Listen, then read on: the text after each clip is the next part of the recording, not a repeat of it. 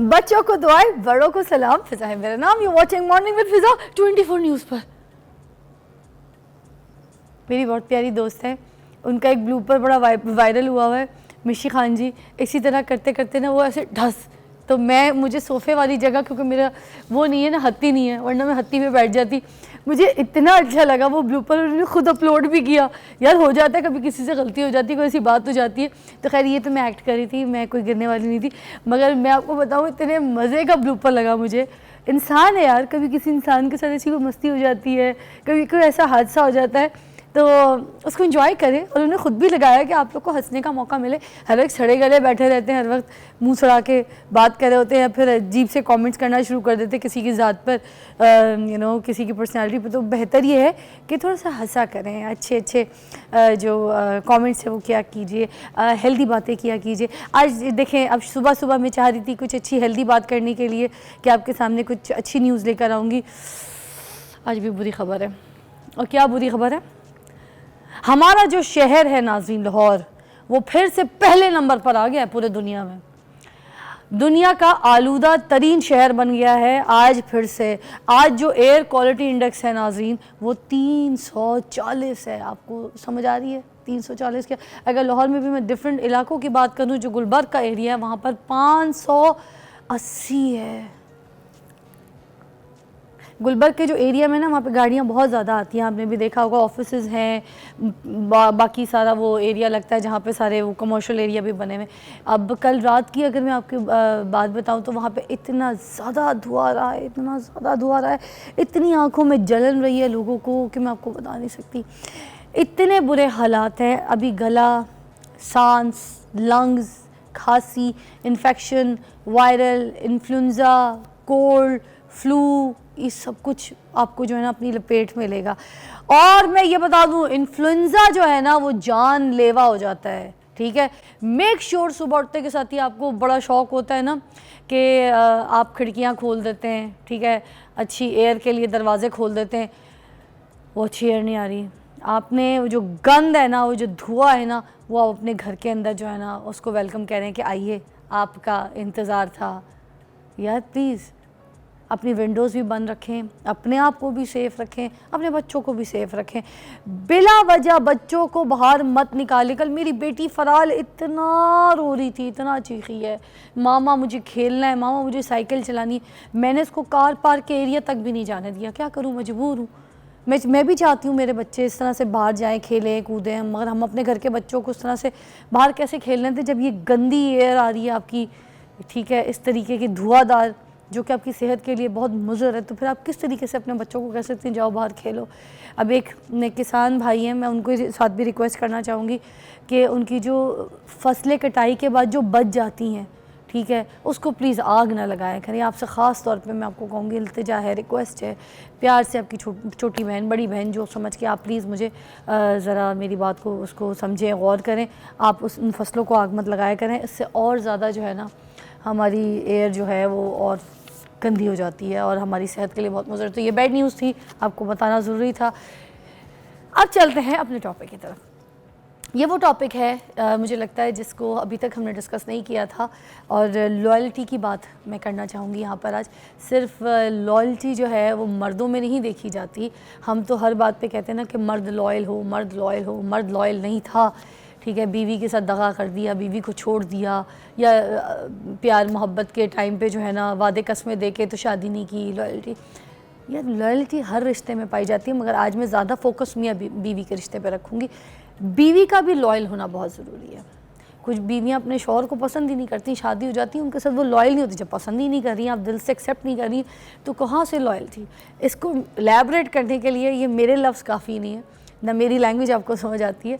इसके लिए हमारे पास डॉक्टर नबिया अली ख़ान है, साइकोलॉजिस्ट हैं, जो आपको बताएंगी, आपको समझाएंगी कि किस तरीके से मर्द और औरत में लॉयल्टी जो है वो पाई जाती है और किस हद तक पाकिस्तान में क्या रेशो है।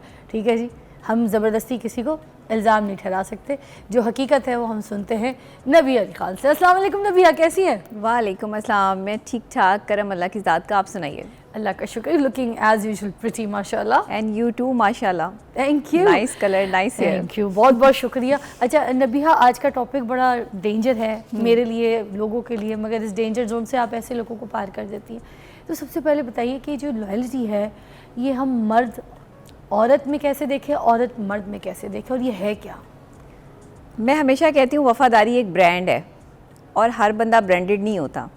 वफ़ादारी को जो है वो तलाश करने के लिए आपको कोई मेजरमेंट्स नहीं है जो किसी में देखने पड़ेंगे या समझने पड़ेंगे। बस वफ़ादारी जो है ना वो इंसान को या तो गॉड गिफ्टेड मिलती है या फिर उसके जो है वो माँ बाप की तरफ से उसको जेनेटिकली जो है वो प्रोड्यूस होती है।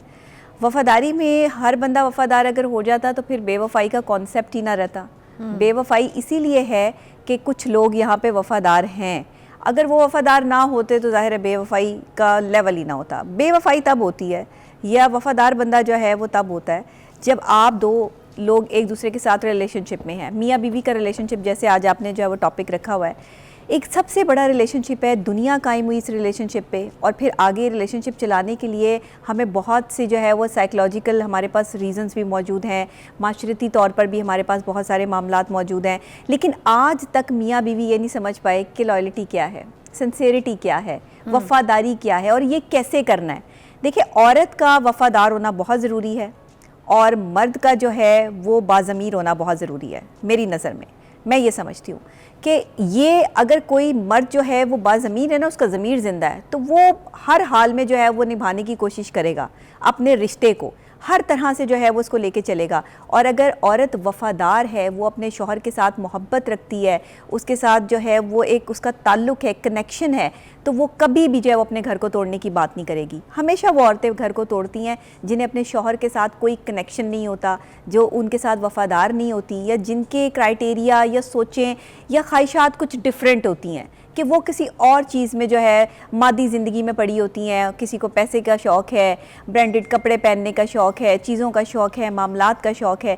ये सारे शौक़ जो हैं वो औरतों को, मैं ये नहीं कहती कि नहीं होने चाहिए, बिल्कुल होने चाहिए, लेकिन हर चीज़ का एक लेवल होना चाहिए।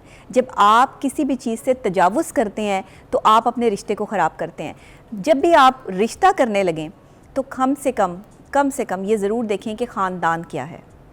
लोगों के साथ रिश्ता ताल्लुक़ रखने के लिए जो है वो लड़की का अच्छा होना या लड़के का अच्छा होना ही नहीं, बल्कि ख़ानदानों का अच्छा होना बहुत ज़रूरी है। क्योंकि आप दो ख़ानदानों में शादी कर रहे हैं माशरती तौर पे पाकिस्तान में, आप पाकिस्तान में जो है वो दो लोगों में शादी नहीं कर रहे, दो ख़ानदान एक हो रहे हैं, दो ख़ानदान एक हो रहे हैं। यस। अच्छा, एक मुझे और बात बताइएगा जी, ये जो शादी का रिश्ता होता है, ठीक है, और ये जो एक लॉयल्टी जिसमें आप बात करी है कि ट्रस्ट फैक्टर, जिसमें सब कुछ ईमानदारी, वफ़ादारी सब कुछ आ जाती है, ये अंधा एतमाद होता है या फिर इसको आजमाना चाहिए, इसको चेक करना चाहिए, इसकी आजमाइश है? अच्छा देखिए, ना तो आप कभी अपने अच्छे दोस्तों को आजमाएं, ना कभी शौहर अपनी बीवी को, और ना बीवी कभी शौहर को आजमाए। जो वफ़ादार होगा वो आपको नज़र आ जाएगा। जिसमें वफ़ादारी होगी ना, वो आप पे ट्रस्ट लेवल उसका जो है वो नज़र आ जाएगा कि वो आप पे ट्रस्ट कितना करता है। देखिए, आप एक शख्स को कैद करके रख लें पिंजरे में, वो शख्स वो पिंजरा तोड़ के जो वो बाहर निकलने की कोशिश करेगा। एक जानवर को भी कैद कर लें कि आप जो है वो एक हसार बना रहे हैं कि इंसान के गिर्द कि तुम्हारी बस ये डोमेन है, यहाँ से तुमने बाहर नहीं निकलना। आप इस शो को जब तक आप अपनी मर्ज़ी से नहीं करेंगी, आप खिल के नहीं करेंगी, आप अपनी जो है पर्सनैलिटी के मुताबिक नहीं करेंगी, आप शो अच्छा नहीं कर पाएंगी। आपको अगर इंस्ट्रक्शन ये हो कि तुमने बस तुम्हारी ये लाइन और लेंथ है, इससे आगे नहीं निकलना, तो आप वहाँ पर कन्फ्यूज़ हो जाएंगी। मियाँ बीवी का रिश्ता भी ऐसे ही है कि आपने कोई लाइन एंड लेंथ तय नहीं करनी, आपने कोई बाउंड्री लाइंस तय नहीं करनी है कि जी मैं इतना करूँगा, तुमने इतना करना है, मैं तुम्हारे साथ इतना चलूँगा, तुमने इतना चलना है। नहीं, आपने अपनी तरफ से अच्छा करना है और दूसरे से एक्सपेक्टेशन कम रखनी है। अगर आप अपनी एक्सपेक्टेशंस बढ़ाएंगे तो आप कभी भी वफ़ादारी तक नहीं पहुँच पाएंगे। वफ़ादारी एक इंसान में होती है और वो वफ़ादार होता है। आप उसको कहीं भी छोड़ दें, आज़ाद छोड़ दें।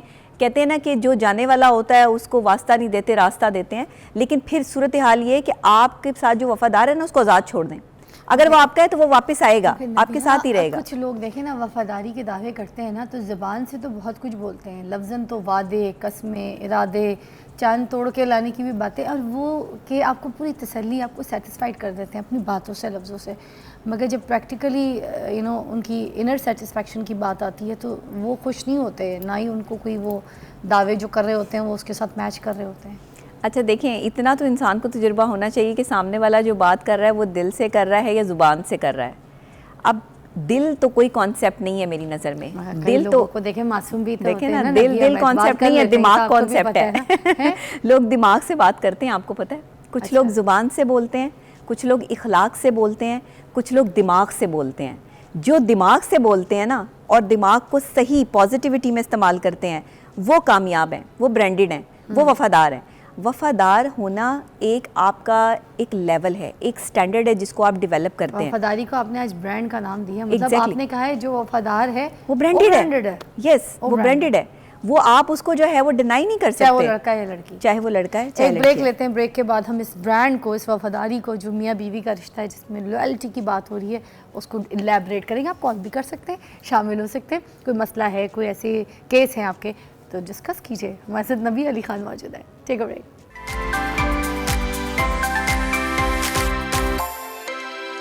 Welcome back, you watching morning with Fiza. आप हमारे प्रोग्राम में शामिल भी हो सकते हैं। अगर आपके साथ कोई ऐसी सिचुएशन है तो कॉल कर सकते हैं। हम लॉयल्टी के ऊपर बात कर रहे हैं, मियाँ और बीवी के रिश्ते की। अच्छा, अब आप यहाँ पर हम बात कर रहे थे कि मियाँ कितना लॉयल होता है, बीवी कितनी। अगर मियाँ ने 2 शादी की हुई है, 3 शादियाँ भी की हुई होती हैं, तो अगर इस तरह की सिचुएशन है तो फिर वो किस तरीके से पता चलेगा कि वो कितना लॉयल है, कितनी मोहब्बत है अपनी बीवी के साथ? यहाँ भी तो बयान कीजिए ना।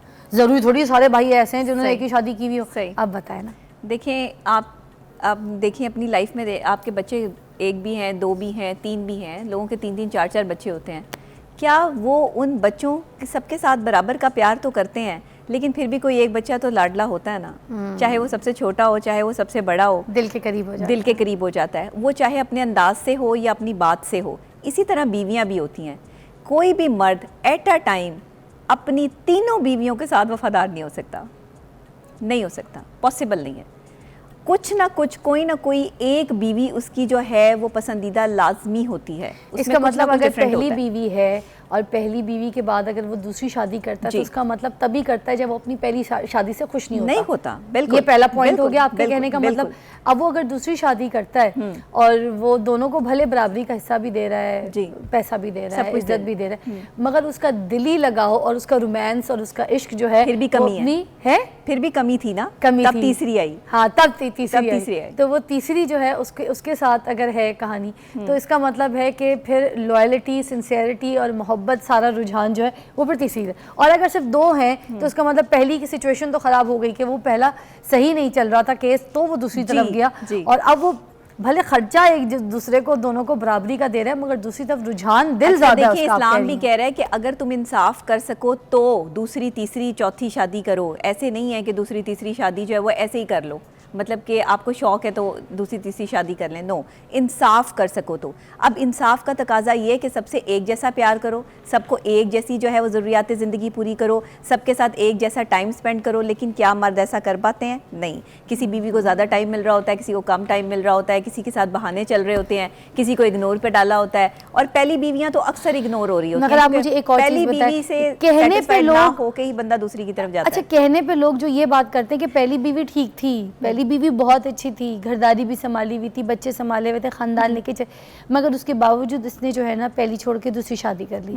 ठीक है, अब वो उसको दूसरी से जो मोहब्बत हो जाती है, अब वो सिचुएशन जैसे आपने कहा कि पहली में कोई ऐसी सिचुएशन होती है उसकी शादी में, तब भी वो दूसरी शादी करता है। तो ये किस तरीके से जो देखने वाले, पहली बीवी जो है ना, उसने खानदान संभाल लिया, उसने बच्चे संभाल लिए, उसने किचन संभाल लिया, उसने घर संभाल लिया। शौहर को किसने संभालना था? वाह, पहली बीवी ने सारा कुछ संभाल लिया शौहर का, लेकिन शौहर ही ना संभाल सकी। वाह, ये कौन सी स्ट्रैटेजी है? आपको शौहर को संभालना था, उसकी ख्वाहिशें हैं, उसकी मोहब्बत है, उसकी चाहत है, उसकी एक्सपेक्टेशंस हैं। मर्दों को भी वैसे समझना चाहिए, लेकिन मैं मर्दों को यहाँ पर जो है ना वो बड़ा डिफरेंट महसूस करती हूँ कि जब वो एक बीवी से इतनी सारी एक्सपेक्टेशन लगा के बैठ जाते हैं कि ये हमारा घर भी देखे, ये हमारे बच्चे भी देखे। एक औरत को सिर्फ सजने संवरने का कह दिया जाए ना, तो औरत से हसीन शाहकार इस पूरी दुनिया में कोई नहीं है। अगर वो सिर्फ सच संवर के जो है वो बैठी रहे, मैं कहती हूँ एक मर्द को उसी औरत से 10 दफ़ा मोहब्बत हो सकती है अगर सिर्फ औरत को ये हुक्म दे दिया जाए कि बस तुमने सच संवर के जाओ मेरे सामने बैठना है। वो रोज़ाना आपको अपने ऐसे रंग दिखाएगी, ऐसे हुस्न दिखाएगी, ऐसे जलवे दिखाएगी कि मर्द जो है वो उसी औरत से दूसरी तीसरी क्या वो कभी सोचेगा भी नहीं शादी का। लेकिन एक औरत पे जिम्मेदारी इतनी डाल दी, उसे किचन भी दे दिया, उसे घर भी दे दिया, उसे बच्चे भी दे दिए, उसकी सारी लाइफ ख़राब हो गई, उसके सारा बॉडी स्ट्रक्चर, उसका माइंड, उसकी फिजिकल सिचुएशन, उसकी एक्सपेक्टेशंस, सब चीज़ें तो आपने मलिया मेट कर दी। उसके बाद आपने एक्सपेक्टेशन लगा ली कि ये औरत फिर भी परफेक्ट रहे, तभी तो आप दूसरी औरत की तरफ गए हैं क्योंकि उसकी लाइबिलिटीज़ में आपने बहुत कुछ शामिल कर दिया। नहीं मगर प्लीज क्या मर्द के लिए समझे सिर्फ बात को। सजना सवरना इज़ इम्पोर्टेंट कि जो उसकी बीवी है वो सजी सवरी बैठी रहे और बाकी काम करे ना करे उसकी चीज़ें किसी खाते में नहीं है, जो पूरा घर देख ले, बच्चे संभाल ले, ख़ानदान संभाल ले, वो उसका कोई देखिए वैल्यू मैं नहीं वही है। तो कह रही हूँ कि एक मर्द को ये सारी चीज़ें समझनी चाहिए ना कि जो औरत पर आप इतनी जिम्मेदारी डाल रहे हैं वो औरत सारा दिन सज संवर के कैसे बैठ सकती है। यही तो कह रही हूँ कि आप उसको जो है वो स्पेस दें। उसी औरत को सजाने संवारने पे जो है वो आप जो चीज़ बाहर देखने जा रहे हैं वो चीज़ आप अपनी बीवी के साथ शेयर करें, उसे बताएं कि मुझे ऐसी औरतें पसंद हैं। और बीवी खुदा के लिए सुनो शौहर की, उसे इजाज़त दो ये कहने की कि उसे कैसी औरतें पसंद हैं, उससे जानो उसके दिल की बात कि उसे किस तरह की बीवियां जो है वो पसंद हैं। और ख़ास तौर पे बीवियों को ये चाहिए कि वो शौहर के अंदर की सिचुएशन को समझें। कितने शौहर ऐसे हैं जो अपनी बीवियों से खुलम खुला ये कह सकते हैं कि मुझे ऐसी औरत पसंद है, वो जहाँ बताएंगे ऐसी औरत पसंद है वो कहेगी अच्छा तो कोई औरत आपकी जिंदगी में है, कौन सी औरत कौन से नंबर है, किनसे बातचीत चल रही है, ज्यादा गौर से देखते हो, किनको देख रहे हो, किनको फॉलो किया हुआ है सोशल मीडिया। ये जुमले अब उस शौहर की जिंदगी खराब कर देंगे। उस टाइम वो परेशान हो जाएगा, इरिटेट होकर वहां से जब वो निकल जाएगा, आपने अपनी स्पेस खराब कर दी। चले जी अब एक और पहलू पे मैं आपसे सवाल करती हूँ, जरा देखें मैं माशरे के जो जो मसले हैं ना उनको आपके सामने पेश कर रही हूँ। टिपिकल मसले लेके आ रही है मेरे सामने। अच्छा अब देखें कुछ ऐसी भी तो औरतें होती हैं, यहाँ तो हमने औरतों को सपोर्ट किया है, हाँ। कुछ ऐसी भी होती हैं अल्लाह माफ़ करे कि मियाँ साहब जो है दिन रात मेहनत करके मुशक्क़त करके काम करके लोगों की ठोकरे खा के तो घर आते हैं, तो घर के नीचे जो है वो एक बाइक पहले से खड़ी होती है, एक गाड़ी पहले से खड़ी होती है, अगर जल्दी गलती से घर आ जाए तो या फिर अगर बेगम के मोबाइल पे रॉन्ग नंबर आ गया, मियाँ काम पे तो वो रॉन्ग नंबर जो है वो काफ़ी देर तक लंबी कॉल बिजी है, रॉन्ग नंबर ही है, और फिर मियाँ पूछते हैं क्या है, तो वो आगे से मैं अम्मी से बात कर रही थी, घर बात मैं अपनी बहन से अपनी सहेली से बात कर, फिर क्या सिचुएशन है, ऐसे में क्या करे वो मर्द। बेवफा औरतें हैं ये बेवफा और बेज़मीर औरतें हैं जो अपने शौहर के होते हुए किसी दूसरे मर्द की तरफ निगाह उठा के देखती हैं, किसी के निकाह में भी, जो किसी के निकाह में होते हुए जिनका आधा ईमान जो है वो निकाह ने मुकम्मल कर दिया है, उसके बाद भी बेहरारवी का सोचती हैं, उसके बाद भी अपना जो फारिग वक्त है वो अल्लाह के साथ गुजारने की बजाय, अपने नेक कामों में गुजारने की बजाय, अपने बच्चों को या अपने घर को देने की बजाय जो है वो लड़कों से बातें करने में जो है वो इंटरेस्ट लेती हैं कि कोई ना कोई हमें ऐसा मिल जाए जो हमारा ये टाइम जो है वो पास करवा दे। इवन जो है वो हैंड फ्री लगी होती हैं, जो है वो एयरपॉड लगे होते हैं कानों में और बातें चल रही होती हैं, किचन में जो है वो खाने बन रहे होते हैं, बातें भी सुनाई जा रही होती हैं, सुनाई जा रही होती हैं, शिकवे शिकायतें चल रही होती हैं, सास की बातें, ससुराल की बातें, इसने मुझ पे ये जुल्म कर दिया, ऐसी मियां की चैट स्क्रीनशॉट भी, अगर मियां में लड़ाई हो रही है उसकी चैट स्क्रीनशॉट बदनसीब है ये औरत। मैं कहती हूँ बदनसीब है ये औरत जिसके पास शौहर जैसा जो है ताकत मौजूद है, शौहर जैसा जो है मुहाफिज मौजूद है, और वो उस मुहाफिज के खिलाफ जाते हुए जो है वो किसी बाहर के गैर महरम शख्स के साथ जो है वो ताल्लुकात मियां के लिए नहीं सजने का टाइम, मियां के लिए नहीं, मगर उधर सजने के लिए टाइम फिर उन औरतों के पास है। देखिए अब आप फोन पे बात कर रही होंगी ना, फिर भी लिपस्टिक लगी हुई होगी क्योंकि आपने सेल्फी भेजनी है ना। हाँ जी, यही सेल्फी अगर तैयार होकर मियाँ को भेज दी जाए हाँ, तो उधर टाइम नहीं निकलेगा। मैं नहीं, बच्चे पाल रही हूँ, मैं स्कूल छोड़ के आई थी, मैं ये कर, एक याया की भी कॉल है, बड़े अच्छे भाई हैं मेरे, जरा इस टॉपिक को आपके साथ मिलकर सपोर्ट करेंगे। जी याया भाई अस्सलाम वालेकुम। वालेकुम, कैसी हैं भाई? आज तो मेरा दिन बना दिया आपने, यकीन करें। क्यों? आज तो मैं तो लॉयल्टी में बात कर रही हूँ, मैं औरतें और जो मर्द हैं उन दोनों की।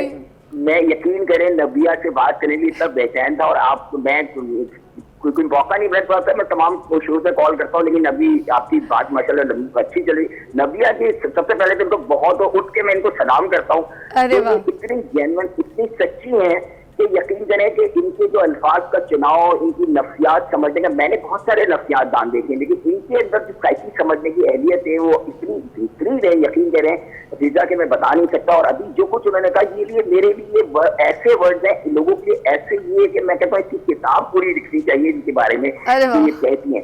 नबिया से मेरा सवाल, सिस्टर नबिया से मेरा जो सवाल है ना वो ये है, नबिया बात ये है कि मेरी शादी को भी तकरीबन 27 साल हो चुके हैं, होने वाले हैं 7 नवंबर को, लेकिन मैंने एक चीज देखी, जो एलिमेंट ऑफ रेस्पेक्ट है ना, एलिमेंट ऑफ ट्रस्ट है, ये बहुत जरूरी होता है। और कुछ चीजें ऐसी होती हैं, कोई भी हम ये समझते हैं कि हमारी जीवन पूरी पूरी खुशूसियात और हम अपने लिए कुछ नहीं सोचते होते, तो ये तो कुछ एलिमेंट है जिसमें अच्छाई और बुराई के साथ एक्सेप्ट करना, ये कितना जरूरी है। और दूसरी बात है कि आजकल के दौर में, मैं मुख्तसर करके पूछूंगा, आजकल के दौर में तलाक का जो रेशो बढ़ रहा है, उसके एलिमेंट मेन क्या है और हमें किस तरह उससे बच सकते हैं, यही मेरा क्वेश्चन है।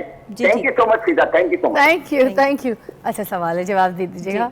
देखिए, पहली बात तो ये कि लॉयल्टी के लिए ट्रस्ट लेवल का जो है वो होना बहुत ज़रूरी है। आपको एक दूसरे पर यकीन करना पड़ेगा, आपको एक दूसरे को आज़ाद छोड़ना पड़ेगा, तब ही आप देख सकेंगे कि दूसरा बंदा आपके साथ कितना लॉयल है, दूसरा बंदा आपके साथ कितना सिंसियर है। किसी को स्पेस देंगे, उसको उसके हाल पे छोड़ेंगे तो पता चलेगा कि जिसकी तन्हाई पाक है ना, वो इंसान जो है वो बेहतरीन तरीन इंसान है। और वो बीवी है या वो शौहर है जो तन्हाई मतलब में जो लोगों के सामने अच्छा बनने की कोशिश कर रहा है वो अच्छा नहीं है, नहीं, जो तन्हाई में पाक और अच्छा है। जी वो पाक है, वो अच्छा इंसान है जिसकी तन्हाई पाक है। आप ये देखें, जो अपने तन्हा वक्त को जो है वो अपने साथ स्पेंड करता है या किसी अच्छे काम में लगाता है, आप उस शख्स से जो है वो शादी करें। और अगर ऐसा शख्स आपके पास नहीं है तो कोई बात नहीं है, किस्मत की बात होती है। मैं कहती हूँ शादी एक ऐसा लड्डू है जो खाए पछताए, जो ना खाए पछताए, तो खा के ही पछता लें तो ज़्यादा बेहतर होता है।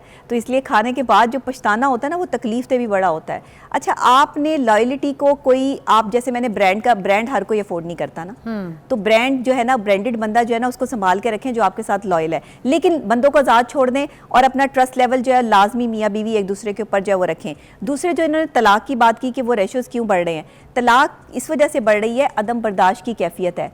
बीवी शौहर की बात बर्दाश्त नहीं कर रही, शौहर बीवी की बात बर्दाश्त नहीं कर रहा, आपने एक्सपेक्टेशंस बहुत लगा ली हैं। शौहर बीवी के हकूक़ है, शौहर के फ़राइज़ हैं।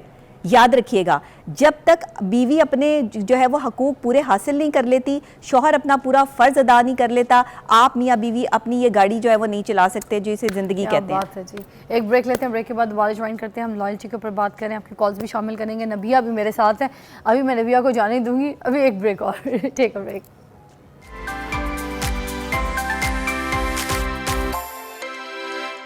जी, आप देख रहे हैं मॉर्निंग विद फिज़ा, मेरे साथ डॉक्टर नबिया अली ख़ान मौजूद है और हम मियाँ बीवी के रिश्ते में जो लॉयल्टी है उसके ऊपर बात कर रहे हैं कि किस तरीके से हमें पता चलेगा कि वफ़ादार है औरत, मर्द वफ़ादार है। अच्छा, शादीशुदा औरत जो होती है, ठीक है, उसकी वफ़ादारी का कैसे पता चलेगा जब वो बहाने करे किसी मर्द के निकाह में होने के बावजूद और वो वफ़ादार ना हो? जो औरत वफ़ादार नहीं है, उसकी चंद चीज़ें जो आप बहुत आसान तरीके से मर्द हजरात जो है वो पता लगा सकते हैं, शौहर हजरात की ये औरत हमारे साथ लॉयल है या नहीं है।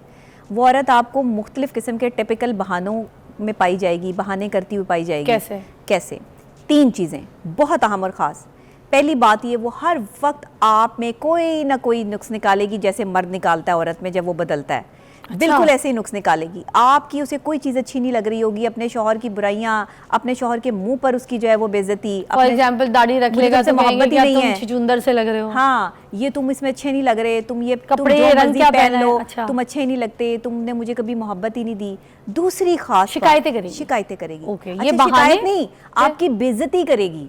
अच्छा। मर्द की बेइज्जती करना जिस वक्त औरत शुरू हो जाए ना, समझ लें कि कुछ है, कहीं दूसरी जगह से उसे कोई फूड मिल रहा है। अच्छा। कोई है उसकी लाइफ में जो आप उसे जहर लग रहे हैं। आपने बहुत बड़ी बात कह दी है, मैं आपको बताऊं, ये कंट्रोवर्शियल बात है, आपकी सारी बातें कंट्रोवर्शियल होती है। आपने कहा है कि जब औरत ताने मार के तकलीफ दे, अजियत दे, छर्रे मारे, ठीक है, और तो मुझे अच्छे नहीं लग रहे, उसका ये जुमला, मुझे तुमसे मोहब्बत नहीं है, तुम जैसा शख्स मेरी जिंदगी में आया ही क्यों, मैं तुम्हारे साथ रहना नहीं चाहती, तब इसका मतलब है कि मर्द ये चेक करे कि औरत जो है वफादारी में नहीं है, वफादारी में कुछ है। दूसरी खास बात कि उसे हर हफ्ते कहीं ना कहीं जाना हो, हर हफ्ते उसका कोई ना कोई प्लान हो, मैंने अम्मी की तरफ जाना है, मैंने शॉपिंग पे जाना है, मैंने दोस्त से मिलने जाना है, मेरे फलाने जो है वो रिश्तेदार आए हुए हैं, मेरे ये आए हुए हैं, मेरे वो आए हुए हैं। ये बहाने बहुत टिपिकल हैं, ये मैं बहुत बड़ी बात कर रही हूँ और पूरी ईमानदारी के साथ कर रही हूँ। मोस्टली तो देखें बच्चों को छोड़ने जाना होता है और औरत ने सब्जी जाएं, लेने जाना है, शौहर को बता के सामान जाएं। लेने जाना है, ग्रोसरी, तो मियाँ को तो यही पता है कि हाँ, वो ग्रोसरी लेने गई है, बिल्कुल जाएं। बच्चों को छोड़ने गई देखिए, है, उन फिर औरतों का कैसे भी पता पता होता है। चलेगा? मैं ये सिर्फ उन औरतों की बात कर रही हूँ जो बहाने करती हैं अपने एक्स्ट्रा मैरिटल अफेयर्स चलाने के लिए, ये मैं उनकी बात कर रही हूँ। आप इस चीज़ को, वो बहानेबाज ख़वातीन होंगी, उनका कोई ना कोई बहाना होगा, मैं फ़लानी जगह जा रही हूँ, मैं अब ये चीज़ लेने जा रही हूँ। अच्छा, आप चीज़ लेने जा रही हैं, 15 से 20 मिनट आपको कोई भी चीज़ लाने में जो है वो आपके घर से और उस दुकान का, ये जगह का जो है वो डिफरेंस होगा। आपको आधा घंटा भी लग जाता है, घंटा लग जाता है, 1.5 घंटा लग जाता है, और फिर आपके मुख्तलिफ बहाने होते हैं कि मैं वहाँ लेट हो गई, ये हो गया, वो हो गया, और फिर आप उस सिचुएशन में कॉल भी अटेंड नहीं कर रही, और अगर कॉल अटेंड कर रही हैं तो उसका दौरानिया चंद सेकंड है, मिनट भी नहीं है, और उसमें आप बताती हैं कि मैं अभी कॉल बैक करती हूँ, अभी आ रही हूँ, अभी करती हूँ, अभी देखती हूँ। आप जब लॉयल है ना किसी के साथ, तो आपकी वीडियो कॉल भी चल रही होगी, आपकी कॉल भी चल रही होगी, आप बिल्कुल जो है अपने शौहर को बता रही हूँ। आप बूढ़े हो गए, आपके टिड्डे देखें, हाँ, आपका मुंह ये देखें, वो पहले वाले में आ गई ना कि अच्छा। आप जो है वो शिकायती ये भी होनी प्रॉब्लम, ये उसी में आ गया। अच्छा। कि आप शौहर की बेइज्जती करना शुरू कर अच्छा। देंगी, आप बहाने टाइम के हवाले से करना शुरू कर देंगी कि तुम तो मुझे कहीं बाहर लेके जाते नहीं हो, तो जाहिर है मैंने तो खुद काम करने जाना है, मैंने तो खुद जो है वो बाहर निकलना है, हर दूसरे तीसरे दिन माँ के घर जाना है, हर दूसरे दिन। भाई आप अपनी अम्मी के घर जाएं, एक टाइम होता है अम्मी के घर जाने का भी, ये थोड़ी है कि हर दूसरे तीसरे दिन अम्मी के घर, वहाँ पे क्या हो रहा है, या सहेलियाँ, हाँ, या अम्मी नहीं सहेलियाँ, है तो सहेलियाँ बहुत पालनी होती अच्छा हैं। 2, तीसरी बात, फ़ोन और मैसेजेस, आपका टाइम जो है वो आपके फ़ोन और मैसेजेस के साथ ज़्यादा गुजर रहा होगा, किचन में भी, घर में भी। और ऐसी खातून घर गृहस्थी में बिल्कुल इंटरफेरेंस नहीं करेगी। अगर वो खाना भी पकाएगी तो इतनी बददिली से पका के आपके आगे रख देगी कि उसे आपके आने से लेके आपके जाने तक, और आपको कभी कॉल करके जो है वो ये नहीं पूछेगी कि भाई आप कहाँ हैं, कब आना है, कितने बजे। और हाँ, अक्सर औकात दूसरी सिचुएशन में ये औरतें ये भी करती हैं कि शौहर के टाइम का पता चल जाए कि उसने घर कब आना है, अपना टाइम मैनेज करना होता है, हाँ, कि कब आना है तुमने घर, तो वो शौहर खुश हो जाते हैं कि शायद हमसे पूछ रही है कब आना है घर। अच्छा, तो ये चीज़ें बहुत, और अच्छा, ये जॉइंट फैमिली सिस्टम में नहीं रहती, ये मैं आपको बता दूं, ये अकेले घर में रहना पसंद करती हैं। ये आपको जो है वो जोर देती हैं इस चीज़ पे कि आप इन्हें अलग घर लेके दें ताकि शौहर जो है वो घर काम के लिए बाहर चला जाए और पीछे से इनका जो है वो अपना काम जो है वो सिलसिला चलता रहे। और ये कम से कम ये चीज़ें तब तक होती हैं जब तक आपके बच्चे छोटे होते हैं, जिन्हें समझ नहीं होती है कि घर में अगर कोई आ भी रहा है या आप किसी से मिलने के लिए जा रहे हैं तो वो बच्चे जो है वो बता नहीं सकते। बड़े बच्चों के साथ जो ख़वातीन होती हैं ना, उनके क्राइटेरियाज कुछ और होते हैं। कुछ औरतें ये भी आके अपनी मियाँ को बताती हैं, मुझे फ़लानी मर्द ने, फ़लानी स्कूल में पिक करने गई थी किसी के शौहर ने, किसी ने मुझे कहा कि आप बहुत हसीन हैं, आप बहुत खूबसूरत हैं, हाँ। आपने इतनी जल्दी शादी क्यों कर ली। अच्छा, औरत को फंसाया ही मियाँ को जब बताती है है तो उनके दिल में क्या होता है? ये एक्स्ट्रा मैटर फेयर जब औरत चलाती है ना तो वो तारीफ में फंसती है। वो बेसिकली उसके जाल में, उस आदमी के जाल में जो फंस रही है ना, वो तारीफ की बेस पे फंस रही है। अच्छा, वो किसी और कोई और बेस नहीं है। मैं आपकी हर वक्त तारीफ़ करती रहूँ, आप बहुत खूबसूरत हैं, आपके अंदर ये क्वालिटी, आप यूँ बोलती बहुत अच्छा हो, खाती बहुत अच्छे तरीके से हो, भाई तुम्हारे बैठने का अंदाज़, भाई दूर से तो ढोल सारे सुहाने लगते हैं, जब आप साथ रहना शुरू करेंगे, कंफर्ट जोन में आएंगे, तब आपको पता चलेगा कि वो औरत जो आपको इतनी हसीन लग रही है, मर्द फिर आपको बताएगा कि वो हसीन है या नहीं। एक कॉल है, शामिल करते हैं। अब्दुल शकूर हैं, अस्सलाम वालेकुम। वालेकुम अस्सलाम मैडम, बड़ा ज़बरदस्त प्रोग्राम आपका और माशाल्लाह पहली बार मैंने काम किए किसी चैनल पर, पहली बार ही बात कर रहा हूँ। क्या बात है जी, नबी अली खान है मेरे साथ, क्या बात करेंगे? कोई कहानी डिस्कस करनी है तो कीजिए। बात इतनी थी मैडम के शौहर जो है ना, मर्द जो है वो बेबस इंसान है। वो इसलिए कि जैसी वो छोड़कर जाता है ना सुबह बगैर मुंह धुली हुई, वो रात को जब आता है ना वैसी ही मिलती है उसको। अच्छा, वो खूबसूरत पता कब मिलती है उसको? कहीं इवेंट में, शादी में कहीं जा रहा हो, उस रोज वो उसको खूबसूरत भी मिलेगी, मेकअप भी किया हुआ होगा। शादी से आने के बाद रात को 2 बजे आप आ रहे हैं, 3 बजे आ रहे हैं शादी में से आने के बाद, तो सबसे पहले उसकी मिसेज ये कहेगी मुझे नींद आ रही है, मुझे सोना है। एक और टिप आ गई है। हाँ, एक और बहाना, राइट। मैडम सुने थोड़ी सी मैं बात करना चाहता हूँ ना उस मौजूद पे। अब थोड़ी सी बात ये है कि मेरी शादी को तकरीबन 42 ईयर्स हो गए। अच्छा, ठीक है ना, 62 मेरी एज है। माशाल्लाह भाई जी। अच्छा, अब मैडम बात ये है कि अभी जो प्रोग्राम देखा है ना, वो मेरी अंग अंग में, रूह में उतरता हुआ जा रहा है। इसलिए कि जो ये मेरे साथ नहीं, तकरीबन जो मर्द है ना उनके साथ होता है ये।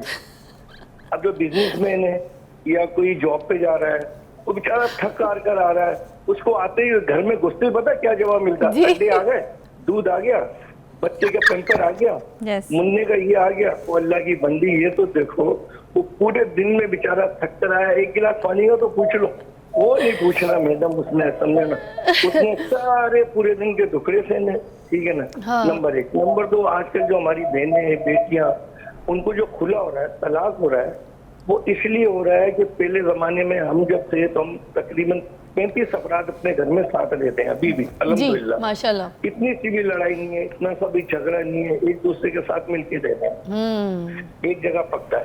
अब जो हमारी बेटियां या हमारी बहनें जा रही हैं, वो पता क्या करती हैं? वो ये करती हैं, उनको सबसे पहले आजादी चाहिए, शोहर चाहिए, ना सास चाहिए, ना नन चाहिए, ना कुछ चाहिए। वो सबसे पहले ये करती है कि मुझे जो है आजादी मिल जाए और मैं घूमती रहूं, पर मुझसे कोई पूछने वाला नहीं हो। अब शुक्र साहब, बहुत अच्छी बातों को आपने कुछ ऐड किया है, कुछ मर्द की दिल की बात, कुछ ऐसी। अच्छा, एक और हमारे पास इस्लामाबाद से है, उनकी भी बात सुन लेते हैं नबिया, फिर जवाब देते हैं, ठीक है। इफ़त, अस्सलाम वालेकुम। वालेकुम अस्सलाम। कैसी है मेरी बहन? ठीक है, लगा। आप अपना कौन सा पहलू हमारे साथ शेयर करेंगे, क्योंकि मियाँ बीवी की लॉयल्टी के ऊपर बात हो रही है, आज का सेगमेंट नबिया जो है डिस्कस कर रही है, क्या कहेंगी? हाँ जी जी, ये आज आपका बहुत अच्छा प्रोग्राम है और स्पेशली लेडीज के लिए। आजकल बहुत सी खवातीन है, तकरीबन हमारे माशरे में बहुत खवातीन में ये बुराई पाई जा रही है कि वो मोबाइलों की वजह से और ये बातें करती हैं। और अभी ये उन्होंने डॉक्टर साहब ने कहा कि जब तक बच्चे छोटे होते हैं तो इनका ये काम चलता है, लेकिन मैं आपको एक बात बताऊं, मैंने बहुत सारी खवातीन को देखा है, जब बच्चे बड़े भी हो जाते हैं ना, तो वो अपनी बेटियों को अपना राजदार बना लेती हैं। हमारे माशरे में ये भी आजकल बहुत चल रहा है। अच्छा अच्छा अच्छा तो ये बात, हाँ जी जी, मैंने ये देखा है कि बच्चियाँ, खवातीन ये जब काम इस तरह की हरकतें करती हैं, वो अपनी बेटियों को अपना राजदार बना लेती हैं, और फिर आगे चलकर बेटियां भी जाहिर है जो जैसी माएँ होंगी उसी लाइन से उनकी बेटियां चल रही होती हैं। तो बेटियां बाप को नहीं बताती कि मामा ये हरकत कर रही है, मामा को कोई बंदा ट्रैप कर रहा है, उनकी तारीफ कर रहा है, उनको गिफ्ट्स दे रहा है महंगे महंगे ना, वो बच्चियां भी उसी लाइन पे चल पड़ती हैं, वो बच्चियों को भी उसी आदत पड़ जाती है वही काम करने की। बहुत अच्छा पॉइंट आपने भी रेस किया, थैंक यू सो मच, क्योंकि हम मिलके जो है ना, हम जब कोई ऐसी बात करेंगे तो हमारे माशरे तक वो बात पहुंचेगी। अच्छा, आप क्या कहेंगी इस बारे में? बात तो सही है, किसी के निकाह में रह के अगर कोई औरत किसी और से महंगे महंगे गिफ्ट्स ले और उसके साथ जो है ना इस तरह से अपना कोई ताल्लुक़ रखे, मोबाइल फ़ोन्स गिफ्ट मिल रहे हों और ये सब कुछ चल रहा हो, शादी निकाह किसी के साथ है मगर अच्छी चीज़ों के लिए, अच्छी लाइफस्टाइल के लिए किसी और के साथ सेटिंग हो, तो इज़ दैट ओके? फिर किस तरीके से चलेगी ज़िंदगी? और बच्चों को भी वो कह रही है शामिल कर लेती हैं औरतें। बिल्कुल, मर्द की जो कमज़ोरी है ना, वो वफादार औरत है। मर्द की कमज़ोरी खूबसूरत औरत नहीं है, औरत की कमज़ोरी सिर्फ पैसा है। औरत की कमज़ोरी जो है वो एक बाशऊर, एक एलिगेंट मर्द नहीं है, उसने इस चीज़ पे काम नहीं किया। उसे पैसे वाला मर्द चाहिए, उसे वो मर्द चाहिए जो उसकी ज़रूरियातें ज़िंदगी में उसके अकाउंट में हर महीने लाखों रुपया जो है वो भेजे और उसे कहे कि जाओ तुम शॉपिंग करो, जाओ तुम ये ख़रीदो, जाओ तुम ये करो, जो मर्ज़ी करो, उसको आज़ाद छोड़ दे। एक मेजॉरिटी ऑफ की यही सोच है, सब ख़वातीन नहीं सोचती हैं ऐसा। मेरे पीछे ख़वातीन बहुत पड़ी हुई हैं आपकी पाकिस्तान की, मतलब इनको, मतलब मैं कहीं मिल गई ना तो इन्होंने मुझे छोड़ना नहीं है, क्योंकि ये हालात हो चुके हैं पाकिस्तान की जो वो ख़वातीन के। लेकिन मुझे बहुत अच्छी लगती हैं वो ख़वातीन जो मेरी बात की नौयत को समझ के अपनी चीज़ों को ठीक करने की कोशिश करती हैं। वरना दुश्मनी डालने पर आए, आप किसी भी बात पे डाल सकते हैं। आपके पाकिस्तान में जो इस वक्त मैं जहाद कर रही हूँ ना मर्दों के लिए, शायद इससे पहले आज तक मर्द के लिए जो है वो आवाज़ किसी ने बुलंद ही नहीं की। औरत ही की मजलूमियत की जो है वो हमेशा बात होती रही। अच्छा नबिया जी, मुझे एक बात आपको मुझे करनी पड़ी, सॉरी क्योंकि हमारा टाइम खत्म हो गया। ये वो टॉपिक था, मुझे लगता है इस पे और बात करनी पड़ी। आपको मैं बता नहीं सकती कितनी कॉल्स हैं पीछे, मैंने बड़ी मुश्किलों से 4-5 कॉलें ली हैं, वरना आप सोच नहीं सकती। तो ये माशरे का काफ़ी बड़ा इशू है, मसला है, इसको ठीक करना ज़रूरी है। एक ब्रेक के बाद मिलते हैं। Thank you so much. Thank you.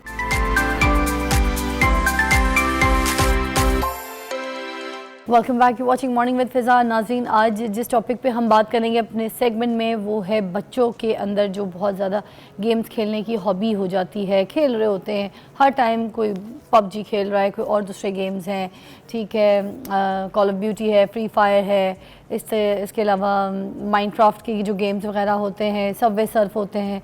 अब ये बहुत से डिफरेंट गेम्स होते हैं जिसमें मुझे लगता है स्ट्रैटेजी जो है वो बिल्ड करनी पड़ती है आपको। अब ये बच्चों के लिए ठीक है, गलत है, किस हद तक बच्चे खेल सकते हैं, किस हद तक इसका शिकार बन सकते हैं, किस हद तक इसको अपना ओन कर सकते हैं अपनी लाइफस्टाइल में, तो इस पे बात करेंगे। हमारे पास मौजूद हैं हसन आबिद साहब, साइकोलॉजिस्ट हैं, क्लिनिकल साइकोलॉजिस्ट हैं, और बहुत अच्छी तरीके से हम इस बात को एलैबोरेट करेंगे। अस्सलाम वालेकुम। वालेकुम अस्सलाम फिज़ा।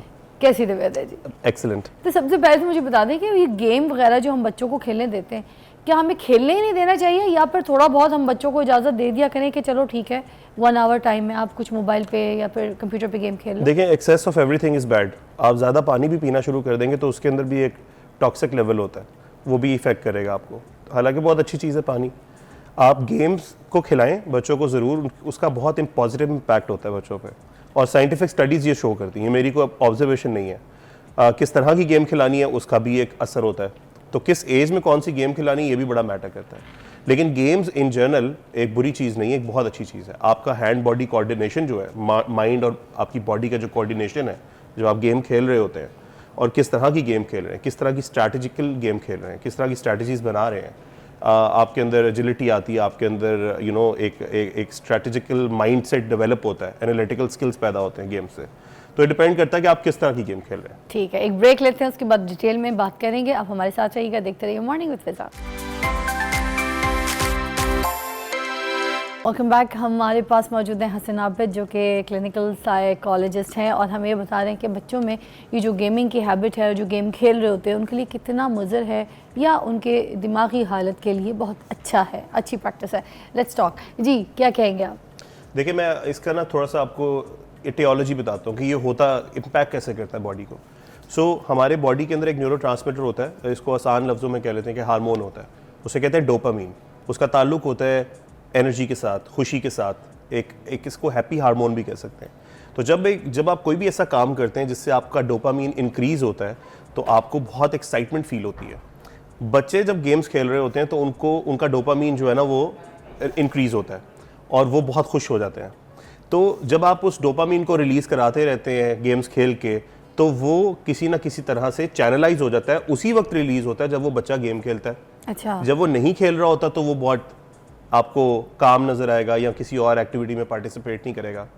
तो अगर आप उसका जो डोपामीन है उसको चैनलाइज करके मुख्तलिफ एक्टिविटीज़ के साथ अटैच नहीं करेंगे तो वो ज़्यादातर आपको एक ही एक्टिविटी करता हुआ नज़र आएगा। फॉर एग्ज़ाम्पल, अगर आप उसके डे को चैनलाइज करते हैं, ऑर्गेनाइज करते हैं कि वो स्कूल गया है, स्कूल के बाद वो फुटबॉल खेलने चला गया है, थोड़ी फिजिकल एक्टिविटी हो गई है, फिर थोड़ी देर उसने होमवर्क किया है, होमवर्क में उसको थोड़ा सा आप अप्रिशिएट करें, उसका फिर डोपामीन रिलीज़ हो, फिर उसको गेम का टाइम देंगे, तो वो डोपामीन जो रिलीज़ होगा, जो हैप्पी हार्मोन है बच्चे का, वो जो उसको एक्साइटमेंट फील होती है, वो इन पार्ट्स के साथ अटैच हो जाएगी। क्या मेंटल डेवलपमेंट के लिए भी अच्छी चीज़ है बच्चों के लिए गेमिंग? बहुत अच्छी चीज़ है। आप डेवलपमेंट देखें ना, गेमिंग के अंदर बहुत सारी गेम्स आती हैं। कुछ होती हैं जो ऑफलाइन गेम्स हैं, जिसमें चेस है, लूडो है, या आपको और गेम कर लें, टेबल टेनिस एक्टिविटीज़ वाली गेम है।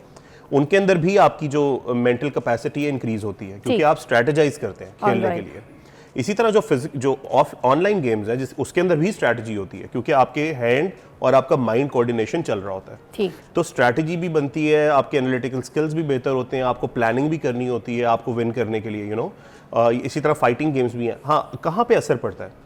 मगर सर मैं यहाँ पे एक और बात ऐड करूँगी कि चलो ठीक है, हमने उनकी माइंड डेवलपमेंट के लिए उनको गेमिंग की इजाज़त भी दे दी, ठीक है, वो खेल भी रहे, मगर इशू ये आता है कि फिर वो उस पर ना मतलब अपने आप को बहुत ज़्यादा डाल देते हैं, ज़्यादा गेमिंग की तरफ चले जाते हैं, कोई और एक्टिविटी का हिस्सा नहीं बनते, वो उस पर बिल्कुल रिलाई करना शुरू हो जाते हैं कि अगर हमारी लाइफ है, हमारी एक्साइटमेंट है, हमारा गेम है, सब कुछ है, तो बस हम गेम के साथ जुड़ जाते हैं, स्कूल से भागे आते हैं और सबसे पहले गेमिंग की तरफ भागते हैं। तो उस तरीके से कैसे ये नेगेटिव इम्पैक्ट पे अगर इसके बात करें तो ये उतना ही नेगेटिव इम्पैक्ट पड़ता है बच्चे पे, और उसकी ये सारी चीज़ें जो मैं अभी अच्छाई में बयान कर रहा हूँ ये बिल्कुल ऑपोजिट साइड पे चली जाती हैं। जैसे आपने रिसेंटली देखा कि बच्चों को मोबाइल पेरेंट्स दे देते हैं और वो उस पर कार्टून्स देखते हैं या उस पर गेम्स खेल रहे हैं, खाना खिलाते वक्त बिल्कुल बिल्कुल पकड़ा दिया, जब रो रहा है बच्चा तो उसको पकड़ा दिया। अब देखिए कि वो ना उस एक्टिविटी के साथ अटैच हो जाता है। ठीक है, उस एक्टिविटी को हासिल करने के लिए यानी उस मोबाइल को हासिल करने के लिए अक्सर वो टेंट्रम्स भी थ्रो करता है कि वो जानबूझ के रोना शुरू कर देगा या वो जानबूझ के खाना नहीं खाएगा।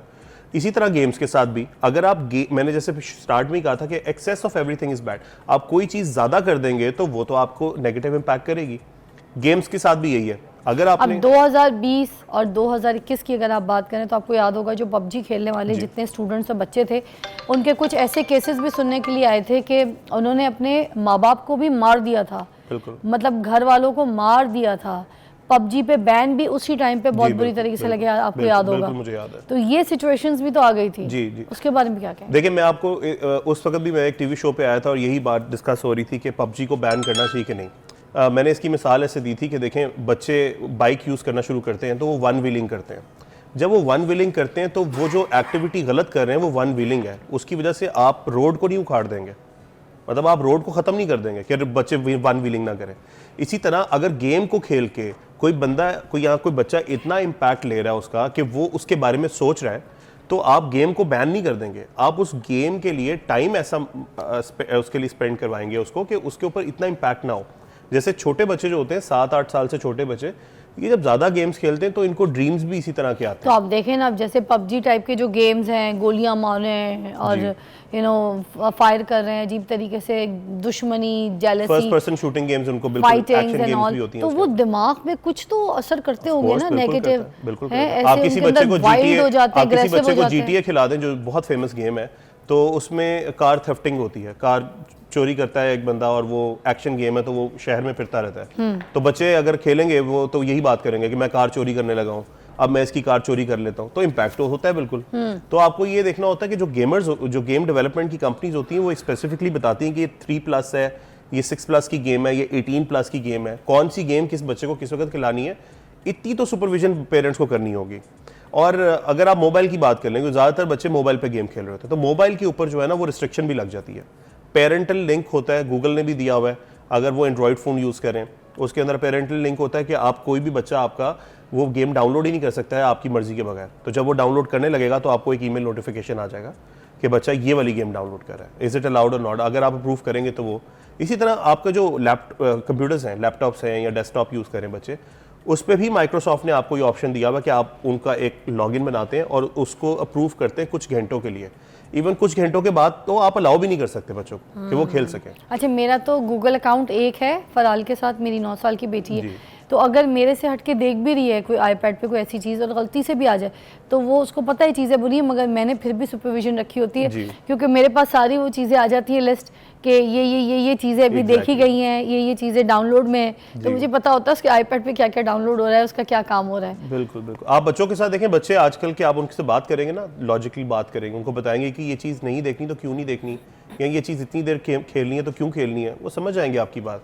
तो थोड़ा सा सुपरविजन आपको करना होगा। अगर आप बिल्कुल कहें कि फ्री फॉर ऑल कर दें आप और वो जो मर्जी करते रहें और फिर आप कहें कि नहीं गेम्स खराब है, तो गेम्स खराब नहीं है, उनको चैनलाइज करना बड़ा इंपॉर्टेंट। तो आप भी मुझे बताएं कि अगर हमने 5 साल की उम्र तक बच्चों को कोई गेम अलाउ करनी है तो वो कौन सी गेमिंग है जो हम उनको कह सकते हैं? देखिए 5 साल का बच्चा तो बहुत ही छोटा है, 5 साल के बच्चे को तो जितना कम से कम स्क्रीन टाइम आप दें उतना तो फिर उसको क्या दें? मैं तो प्रेफर करता हूँ जितनी ज्यादा फिजिकल एक्टिविटीज में डालें उतना बेहतर है। नर्सरी राइम्स भी ना दें? नहीं, नर्सरी राइम्स आप दे सकते हैं, उससे ये होता है कि राइम्स में नॉलेजेबल राइम्स भी होती हैं। जिस तरह बच्चों को आजकल प्ले ग्रुप में ABCD भी राइम्स के साथ सिखाई जाती हैं, तो राइम्स एक डिफरेंट चीज़ है, वो एजुकेशनल पॉइंट ऑफ व्यू से अच्छी है। सबवे सर्फ टाइप के गेम? सबवे सर्फर बच्चों के लिए नहीं है, 5 साल के बच्चों के लिए, वो थोड़े बड़े बच्चों के लिए, क्योंकि उसमें आप एक तो आपकी थंब एक्टिविटी है सारी, ठीक है। दूसरा ये तो छोटे छोटे बच्चे खेल रहे हैं, वैसे वो बिल्कुल खेल तो लेते हैं वो, लेकिन वही वाली बात है कि फिर वो अगर आपने इतनी छोटे लेवल पे उनको इतनी छोटी एज में इस चीज़ के लिए ट्रेन कर दिया तो नेक्स्ट क्या करेंगे आप? आपको पता है एक्सबॉक्स की गेम 10-10, 15-15 साल बाद रिलीज होती है। माइनक्राफ्ट जो गेम है वो भी तो एक स्ट्रेटजी गेम है। मेरे बच्चे खेलते हैं माइनक्राफ्ट, मुझे तो बिल्कुल भी अजीब सी लगती है, मुझे तो समझ नहीं आती, लेकिन उनको बहुत पसंद है वो बिल्डिंग्स बनाना और फिर वो फाइट करना, फिर कभी मतलब मुझे तो उसके ग्राफिक्स ही नहीं समझ आते, पहली बात है। मुझे फर्स्ट पर्सन शूटिंग गेम पसंद है, जैसे एक्शन गेम्स हो गई, फार क्राई हो गई, या GTA हो गई, या मेडल ऑफ ऑनर हो गई, या कॉल ऑफ ड्यूटी हो गई, तो बच्चे वो भी खेलते हैं। लेकिन हर किसी की अपनी अपनी पसंद है। मुझे माइनक्राफ्ट नहीं ऐसा इतनी कोई अपील करती, लेकिन बच्चों को करती है। बच्चे और भी बहुत सारी गेम्स ऐसी खेलते हैं जो उनको अपील करती हैं। अच्छा, ये कॉल ऑफ ड्यूटी और PUBG आजकल के दौर में आपको पता है ज़्यादा चल रही है, तो ये किस एज में बच्चों को अलाउ करना, ये वाले गेम्स अगर मेरा ये ख्याल है कि नॉट लेस देन 12। आप उससे पहले जितना फिजिकली आप बच्चे को फिट रख सकते हैं, क्योंकि आजकल हमारी डाइट बच्चों की जो है, और हम लोग भी जो कंज्यूम करते हैं ज़्यादातर फास्ट फूड करते हैं, तो अगर उनके अंदर इस एज में आदत नहीं डालेंगे आप फिजिकल एक्टिविटीज़ की, उनको पसंद ही नहीं आएंगी बड़ी एज में, वो जाएंगे ही नहीं क्रिकेट की तरफ या फुटबॉल की तरफ या टेबल टेनिस बैडमिंटन की तरफ। आप लेके जा ही नहीं सकते उनको मज़ा ही नहीं आएगा, ना उनकी बॉडी रिस्पॉन्ड करेगी वैसे। अच्छा, एक ब्रेक लेते हैं, ब्रेक के बाद दोबारा ज्वाइन करते हैं, और ब्रेक के बाद हम ये पूछेंगे आपसे ख़ास तौर पे कि जो अभी ये सर्दियाँ आ जाएंगी और स्मोक का भी इतना बुरा हाल है कि अब आप जो है वहाँ पे सांस भी नहीं ले सकते, बाहर जाके कोई एक्टिविटी नहीं कर सकते। अब जब बच्चों की इस विंटर्स में एक्टिविटी कोई नहीं है, तो वो घर बैठ के हमने उनको क्या प्ले टाइम देना है, क्या गेम टाइम देना है, क्या एक्टिविटीज़ देनी है, इस पर ज़रा नज़रसानी कीजिएगा। Take a break.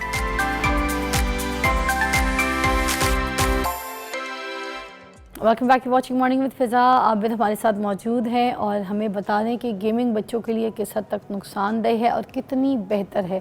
अच्छा, मेंटल हेल्थ के लिए जैसे हम बात कर रहे थे कि बच्चे अगर गेमिंग छोड़ देते हैं या उनको छुड़वा देते हैं, बिल्कुल ठीक है, या आपके सामने ऐसे मज़ाहमत कर रहे हैं, लड़ रहे हैं कि उनका बिहेवियर जो है वो ख़राब हो रहा है, तो अब किस तरीके से उस बिहेवियर को हम कंट्रोल कर सकते हैं? हम ज़रा सोल्यूशंस की तरफ भी आ जाते हैं।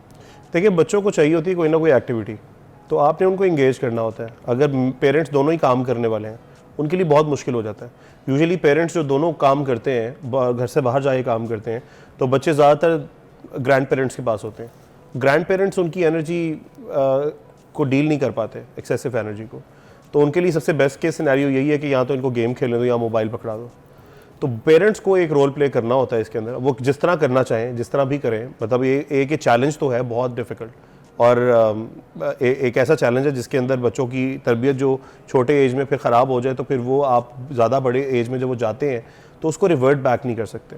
तो फिर यही है कि आप जो आपका सैटरडे संडे अगर छुट्टी आती है तो उसको अच्छे से यूटिलाइज़ करें, उनकी एनर्जी को एग्जॉस्ट करें। अब बात आती है कि आजकल स्मोक भी है बहुत ज़्यादा, तो आप ऐसे बाहर नहीं लेके जा सकते हैं बच्चों को। वो एक और बहुत बड़ा इशू है जो हमारे मुल्क में सबके साथ फेस करना पड़ रहा है। लोगों को एस्थमा हो रहा है, लोगों की हेल्थ ख़राब हो रही है, उनको लंग्स के इश्यूज़ हो रहे हैं, ब्रोंकाइटिस वगैरह हो रहा है। तो फिर आप घर में क्या कर सकते हैं? आप घर में स्क्रैबल, चेस जैसी गेम्स हैं, टेबल टेनिस की टेबल ले आए, आप उनको वहाँ इंगेज करें। कोई एक ऐसी फिज़िकल गेम जिसके अंदर वो स्वेट कर रहे हैं, ठीक है, तो वो उनके लिए बहुत ज़्यादा ल्यूक्रेटिव होगी। साइकिलिंग घर में भी की जा सकती है, मतलब घर बाहर तो खैर बच्चे साइकिल चलाते ही हैं, लेकिन जो एक्सरसाइज वाली साइकिल होती है, जिस तरह मैं अभी रिसेंटली ट्रेडमिल एक लेकर आया हूँ घर पे। हालांकि हमारे घर के इर्द गिर्द जिम है, जिम सस्ते भी पड़ते हैं, ट्रेडमिल महंगी होती है, लेकिन जस्ट टू इंगेज देम कि ट्रेडमिल ले आएँ, तो ट्रेडमिल पे वो अक्सर चिप्स भी खा रहे होते हैं, तो वो ट्रेडमिल पे खड़े होकर खा रहे हैं, ट्रेडमिल चल रही है और वो खा रहे हैं। तो मतलब एक एक्टिविटी है, ठीक है। तो इस तरह के काम उनके साथ किए जा सकते हैं, जिसके अंदर आप अच्छा कुछ ऐसे हैं क्लब्स हैं जहाँ पे आप उनको ले जाएं, आप उनको थोड़ी सी बो एंड एरो यूज़ करना सिखाएं। स्विमिंग के लिए आप लेके जा सकते हैं, जैसे पंजाब लाहौर की अगर बात करें तो पंजाब का स्विमिंग पूल है, वहाँ लेके जाने जाएं आप पंजाब कॉम्प्लेक्स में। तो कोई फिजिकल एक्टिविटी में जब तक आप उनको नहीं करेंगे, आप एक दफ़ा करके देखें, एक रूटीन फॉलो करें, बच्चा आपका एग्जॉस्ट हो जाएगा, वो जल्दी सो जाएगा। जब वो जल्दी सोगा सुबह फ्रेश उठेगा, स्कूल के लिए भी फ्रेश होगा। क्योंकि बच्चे का डिप्रेशन, उसकी एंजाइटी, ये सारी चीज़ें जो है ख़त्म होती हैं जब बच्चे के अंदर एक्टिविटी आती है।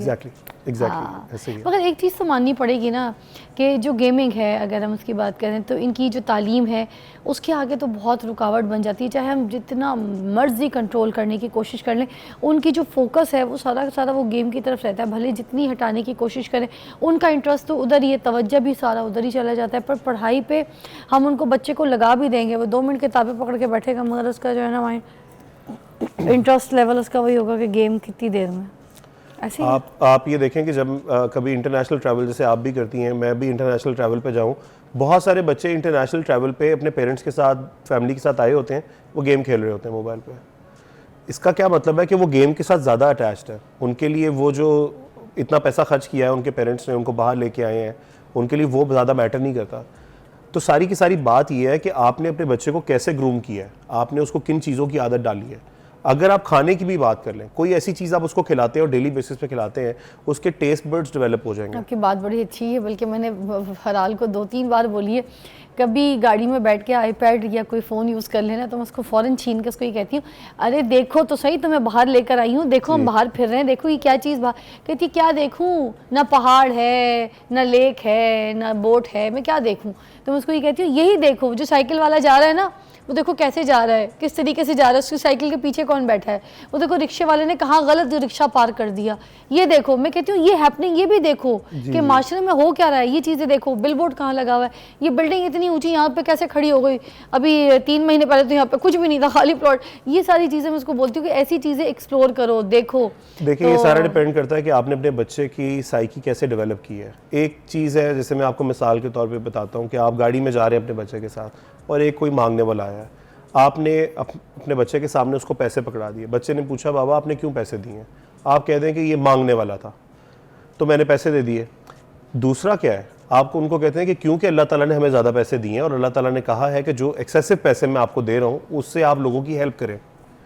अब दोनों में काम आपने एक ही किया है, लेकिन जो उसके पीछे एक आपने साइकी डेवलप की है बच्चे की, उनमें से कौन सी साइकी को वो कैसे अडॉप्ट करेगा। अगर आप उसने पहली वाली को अडॉप्ट कर लिया तो उसके माइंड में सारा वक्त यही रहेगा सारी जिंदगी कि लोग जो है वो मांगते हैं। एक बात, बल्कि मैं यहाँ पे आपकी, क्योंकि प्रोग्राम का टाइम ख़त्म हो गया, आपने बहुत अच्छा हमें एलैबोरेट भी किया इस गेमिंग वाले सेगमेंट को, मगर मैं एक और बात आखिरी में जाते जाते एलैबोरेट करूँगी कि ये जो मांगने वाली बात आबिद साहब ने यहाँ पे की, अगर हम अब किसी को देखते हैं कि कोई बच्चा जूते पॉलिश कर रहा है, कोई कचरा उठा रहा है, कूड़ा उठा रहा है, झाड़ू दे रहा है, कोई ऐसे बच्चे जो इस तरह के मजदूर लेबर तबके में आ जाते हैं और वो ये सब इस तरीके के काम करें, या उनके हाथ में किताबें नहीं और वो भीख मांग रहे हैं, तो अपने बच्चों के सामने उनको जलील करके या फिर अपने बच्चों को जलील करके ये मत बोलें कि देख लो अगर तुम पढ़ोगे लिखोगे नहीं तो ये बनोगे, तुम्हारा ये हाल होगा। ऐसे ना बोला करें, बच्चों को ये बोला करें कि मैं तुम्हें पढ़ा रही हूँ, लिखा रही हूँ, तो मैं चाहती हूँ तुम कुछ बन जाओ ताकि इनके लिए कुछ कर सको, इन जैसे बच्चों के लिए कुछ काम कर सको। Thank you. Take a break, will be right back. Thank you so much. Welcome back, you watching morning with Fiza और आयशा नासिर डाइटिशियन मेरे साथ मौजूद हैं और सारे के सारे जो है वो मुझे पता है अभी स्टैंड बाय हो गए क्योंकि इतनी अच्छी डाइट बताती। मैं खुद जब आती है ना तो मैं अपना सारा डाइट प्लान ऊपर नीचे करके जो है ना वो स्केड्यूल करवा रही होती हूँ। हर जब भी मेरे पास आती है, चाहे वो हफ्तों के बाद आएँ, जैसे भी आएँ, तो मैं कोशिश करती हूँ कि अपना डाइट प्लान भी पूछूँ। She is very good, very expert और हमेशा से मुझे इनकी डाइट जो प्लान ये बताती हैं, चाहे हेल्थ के लिए, आपके किसी मसले के लिए या फिर वेट लॉस के लिए, सारी चीज़ें बहुत कारआमद हैं। आज जिस टॉपिक पे हम बात करेंगे वो है वेगन डाइट और नॉन वेगन डाइट। और आजकल मैं बताऊँ ये किस वजह से मैंने ये टॉपिक चूज़ किया कि मुझे इस पर बात करनी है। कुछ लोग जिन्होंने घर में पेट्स वगैरह रखे हुए होते हैं, जिन्होंने जानवर पाले हुए हैं, कुत्ते बिल्लियाँ, कोई जिनको बहुत पेट लवर है, तो उनके अंदर मैंने देखा है जो कुछ बर्गर बच्चे हैं, मम्मी डैडी वाले बच्चे हैं, ठीक है, उनके अंदर जानवरों के मुतालिक जो है ना कुछ सिंपथीज़ आना शुरू हो जाती है। वो ये कहते हैं कि जो है ना ये जो हमें गोश्त खिलाया जा रहा है गाय का, बकरे का, मुर्गी का, किसी भी चीज़ का या मछली का भी, तो ये जो है इनके ऊपर जुल्म करके इनको काटा जाता है, इनको मारा जाता है, फिर उसके बाद इसको पकाया जाता है और फिर हम खाते हैं। तो ये वाली चीज़ें हमसे नहीं हो सकती, ये हम जुल्म नहीं कर सकते। वो क्या करते हैं, सारे के सारे वेजिटेरियन हो जाते हैं। अब जो वेजिटेरियन ये जो मम्मी डैडी बॉयज़ गर्ल्स हो जाते हैं, आजकल की यूथ में ये सिचुएशंस देखने को मिल रही है, क्या उनको वो डाइट मिल रही है, क्या सारी ग़िज़ाइयत मिल रही है, उनको वो सारी न्यूट्रिशन मिल रही है, क्या प्रोटीन उनके अंदर जा रही है? ये सारी चीज़ों के ऊपर डिस्कस करेंगे, ठीक है। आज मेरे पास है आयशा। आयशा जी अस्सलाम वालेकुम। वालेकुम अस्सलाम, कैसे हैं आप? अल्लाह का शुक्र, ठीक ठाक। बहुत बड़ा मसला, इससे पहले कि बन जाए तो मुझे लगता है कि माशरे में जो अभी नया एक मसला उठा है तो उस पर बात कर लेनी चाहिए। तो प्लीज़ मुझे बताइएगा यहाँ पर कि ये जो वेगन डाइट है और नॉन वेगन डाइट है, ये है क्या और ये क्यों ईजाद हुई है भाई? अच्छा, जैसे कि आपने बताया कि एनिमल राइट्स को लेकर बहुत सारे लोग कहते हैं कि अब से हमने गोश्त नहीं खाना क्योंकि एनिमल्स को स्लॉटर किया जाता है जो कि हमसे देखा नहीं जाता, या वैसे भी कुछ लोगों को एवर्जन हो जाती है विद टाइम गोश्त के साथ, चाहे वो चिकन है, मटन है, बीफ है, मछली है। कुछ लोगों को स्मेल की वजह से, टेस्ट की वजह से वो पसंद नहीं आता और कुछ लोग बाय चॉइस अपनी पसंद से वीगन हो जाते हैं जिसमें वो गोश्त की बनी हुई तमाम अशिया को अवॉइड करते हैं। लेकिन फ़िज़ा जो बंदा बाय चॉइस वीगन होता है ना, उसमें एक प्रॉब्लम ये आती है कि वो बड़े शौक से बर्गर पैटी तो खाएंगे, बर्गर भी खाएंगे, गोश्त वाला पिज़्ज़ा भी खाएंगे, लेकिन घर के अंदर वो कहेंगे नहीं अम्मा हमें तो सब्ज़ी ही बना कर दें, हमने तो सब्ज़ी वाली चीज़ें ही खानी है। जो इंडियंस हैं या जो हिंदू हमारे पेशेंट्स होते हैं या जो हिंदू हमारे बहन भाई होते हैं, उनका मज़हब इजाज़त नहीं देता उनको गोश्त खाने की, तो वो उस वजह से वो रिलीजियस पॉइंट ऑफ व्यू से वीगन डाइट के ऊपर होते हैं। लेकिन जो बाकी लोग हैं वो बाय चॉइस वीगन हो रहे हैं, वो अपनी पसंद से। वेस्टर्न कल्चर में भी ये चीज़ें देखने को मिल रही है। अभी मैं ट्रैवल किया मैंने लास्ट यूएसए का, मुझे बहुत सी ऐसी लड़कियां मिली, मेरी कुछ सहेलियां ऐसी थी, तो उनके साथ मुलाकात हुई तो उन्होंने कहा कि भाई हम तो सब वेजिटेरियन हैं, हम ये सब नहीं खाते।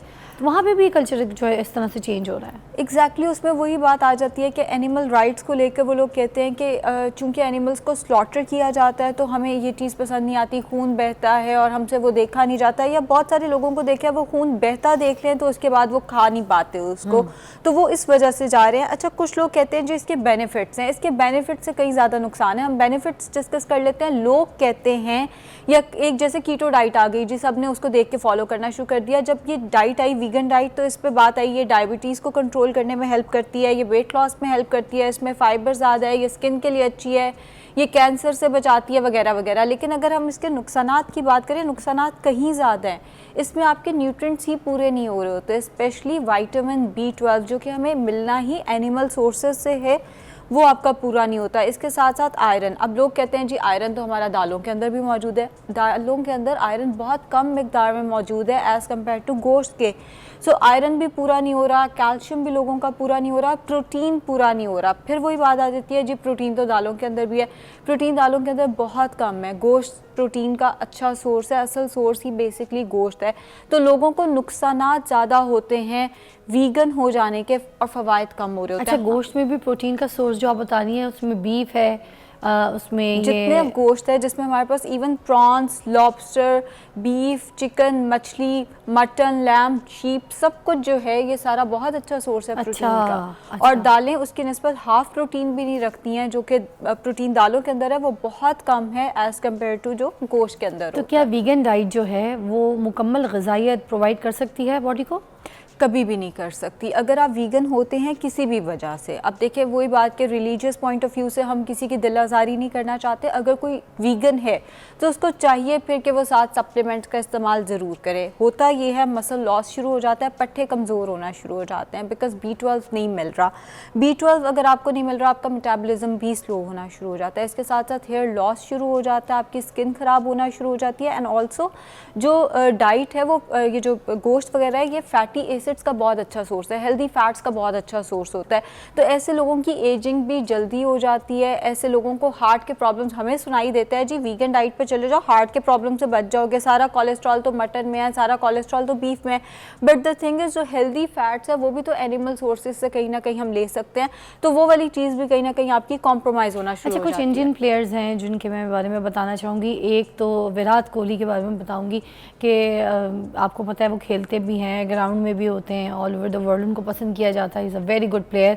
अनुष्का शर्मा के जो हस्बैंड भी हैं, बट वो वीगन है, तो वो अपने बॉडी के अंदर ये सारी ग़िज़ाइयत कैसे पूरी करते हैं, ये न्यूट्रिएंट्स उनके अंदर कैसे आते हैं, प्रोटीन इनटेक उनको कैसे मिलता है। जाहिर सी बात है उनको तो मैदान में खेलना है, उनको तो एक्सरसाइज भी करनी है, उनकी तो ट्रेनिंग भी बहुत है, फिर प्रेशर भी ऑन टॉप उनके ऊपर बहुत होता है।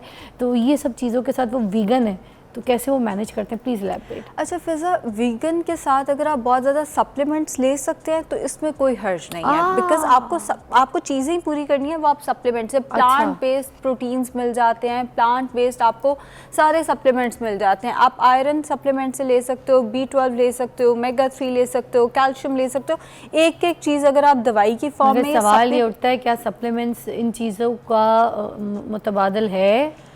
नेचर सबसे बेहतर सोल्यूशन है हमारे पास। हमारा मज़हब भी हमें इस चीज़ की इजाज़त देता है कि आप गोश्त खा सकते हो, और मुझे लगता है कि इसके बाद तो बात ही ख़त्म हो जाती है। बट द थिंग इज़ कि अगर आप किसी वजह से वीगन हो गए हो और आप सप्लीमेंट से ये सारा कुछ पूरा कर रहे हो तो कोई मसला नहीं है। बट कब तक सप्लीमेंट्स हम खा लेंगे? I mean, वो एक जेब पे खर्चा भी हो जाता है पूरी उम्र के लिए। विराट कोहली अगर जैसे बिल्कुल वीगन है और इस तरीके का ग्राउंड प्रेशर भी है, एक्टिविटी भी है, हैवी एक्सरसाइज भी है, फिर आप मुझे बताइए उनको क्या प्रॉब्लम्स हो सकते हैं ऑन स्पेशली फ्यूचर। अल्लाह ना करे कभी हो, अल्लाह ना करे, मगर हम सिर्फ प्रिकॉशंस में बता रहे हैं, उनकी मिसाल रख के, क्योंकि दुनिया जो स्टार्स करते हैं तो ये सारे हीरोज़ करते हैं, उन्हीं को देख के वैसी उस ट्रेन में सवारी करना शुरू कर देती है। तो प्लीज़ हम इस हिसाब से बात करें, इसको गलत ना समझेगा। अल्लाह ताला को बहुत ज़िंदगी दे। जी, मुझे नहीं लगता उन्हें कोई प्रॉब्लम्स होने वाले हैं। उसकी वजह ये है कि वो एक ऐसे इंसान हैं जो लाखों रुपया खर्च कर सकते हैं अपने सप्लीमेंट्स के ऊपर। बात फिर वही आ गई कि जो चीज़ आप पूरी नहीं कर रहे, उनके डाइटिशियंस आई एम श्योर कि वो सारा कुछ कैलकुलेट करते होंगे कि आज की आपकी डाइट में आयरन इतना हुआ है, बाकी इतना आयरन रहता है, उसके लिए ये सप्लीमेंट का इस्तेमाल किया जा सकता है। आपने ये भी तो कहा ना साथ कि नेचर से बड़ी कोई चीज़ नहीं है, फिर वो नेचर को मुतबादल भी नहीं हम कर रहे, फिर वो ये सारी चीज़ें आप कहती हैं सिचुएशनल सही हो जाएगी। हाँ देखिए, बात यह है कि अगर एक बंदा बाय चॉइस वो सप्लीमेंट्स पे चला गया है, वो कहता है कि मैंने नहीं नेचर की बनी हुई चीज़ खानी, मैं सप्लीमेंट से अपने सोर्सेज पूरा कर लूँगा, अगर वो लाइफस्टाइल वो पूरी उम्र लेकर चल सकते हैं, वो अफोर्ड करते हैं उस लाइफस्टाइल को, वो एक डाइटिशियन अफोर्ड करते हैं जो कि डेली बेसिस पे उनको कैलकुलेशन करके देंगे, वो एक सप्लीमेंट अफोर्ड करते हैं, मल्टीविटामिन्स हर तरह के अफोर्ड करते हैं, एक्सेसिबल है हर चीज़। जैसे हम पाकिस्तान में रहते हैं, हम अगर लेट से कोई बंदा वीगन हो जाता है, अब हमें कोई सप्लीमेंट चाहिए, हमें तो वो बाहर से मंगाते कभी इंपोर्ट पे बैन हुआ हुआ है, कभी कोई मसला, हर चीज़ उनके पास एक्सेसिबल है, हर चीज़ उनके लिए अफोर्डेबल है, डाइटिशियंस उनके पास बेस्ट बैठे हैं जो एक एक चीज़ उनको कैलकुलेट करके दे सकते हैं। एंड सबसे बढ़कर जो विराट कोहली के बारे में मैं कहूँगी, उनकी फिजिकल एक्टिविटी बहुत अच्छी है। फिजा हमारे वाला तो हाल है नहीं, तो जिस बंदे की फिजिकल एक्टिविटी अच्छी हो उसको बहुत सारी चीज़ों का वैसे ही मार्जिन मिल जाता है। अगर तो आप उस लेवल पर जाके अपनी चीज़ों को बैलेंस कर सकते हैं तो कोई हर्ज नहीं है, लेकिन अगर एक लेमैन की हम बात करें, एक आम बंदे की बात करें, इवन बहुत सारे सेलिब्रिटीज़ भी पाकिस्तान में रह के, बहुत सारे सेलिब्रिटीज़ जो हैं वो चीज़ों को नहीं कैलकुलेट कर पाते जब हम वीगन होते हैं, तो बिकॉज अगैन एक्सेसिबिलिटी नहीं है, अफोर्डेबिलिटी भी पाकिस्तान में रह के चीज़ों की वैसी नहीं होती, अच्छे सप्लीमेंट्स भी नहीं मिल पाते, जिसकी वजह से पाकिस्तान में इवन बाहर के मुल्कों में भी या तो हो कि आप बहुत लाखों करोड़ों डॉलर्स अफोर्ड करते हो तो फिर तो आप अपने सप्लीमेंट्स पे जा सकते हैं, आम बंदा इन चीज़ों को अफोर्ड नहीं कर सकता। वीगन डाइट जो है आयशा, इसके बारे में बताइएगा, क्या ये दिल की सेहत के लिए और ब्लड प्रेशर के लिए बहुत अच्छा काम करता है? फिजा, जैसे मैंने कहा कि लोगों को लगता है कि ये ब्लड प्रेशर के लिए बहुत अच्छा है, ये दिल की सेहत के दिल के लिए बहुत अच्छा है। हम शॉर्ट टर्म वीगन डाइट पे जा सकते हैं अपने किसी भी प्रॉब्लम को रिजॉल्व करने के लिए। आप शॉर्ट टर्म वीगन डाइट से क्या मुराद है, आप 3 मंथ्स तक, जैसे किसी को यूरिक एसिड हो गया, हम उसको भी तो कह देते हैं आपने बीफ मटन का इस्तेमाल नहीं करना, ये शॉर्ट टर्म हम डाइट पे लेके जा सकते हैं पेशेंट को फॉर 3 मंथ्स। उसमें भी आपने सप्लीमेंट्स ऐड करने होते हैं ताकि पेशेंट को कोई न्यूट्रिशनल डेफिशिएंसी ना हो। उस केस में आप एक अंडरलाइंग इशू को इससे ट्रीट ज़रूर कर सकते हो, मगर ये लाइफस्टाइल का हिस्सा नहीं हो सकता। एक शॉर्ट टर्म आप एक डाइट पे जाते हो, जैसे खुदा ना खासा किसी को डायरिया हो गया, अब वो भी तो ये सारी चीज़ें नहीं इस्तेमाल कर सकता, वो है शॉर्ट टर्म अप्रोच जो कि आपने कुछ सर्टन पीरियड के लिए अडॉप्ट करनी है, उसके बाद आपने उसको छोड़ देना है। तो सर्टन पीरियड के लिए आप वीगन डाइट पे जा सकते हो, बट ये लाइफस्टाइल नहीं हो सकता, ये पूरी उम्र के लिए चीज़ें नहीं चल सकती, उसमें फिर प्रॉब्लम्स आते हैं हमारे पास। Perfect, we gonna take a break, will be right back. हम नॉन वीगन और वीगन डाइट के ऊपर बात कर रहे हैं, which is on trend right now. Let's talk but after a break.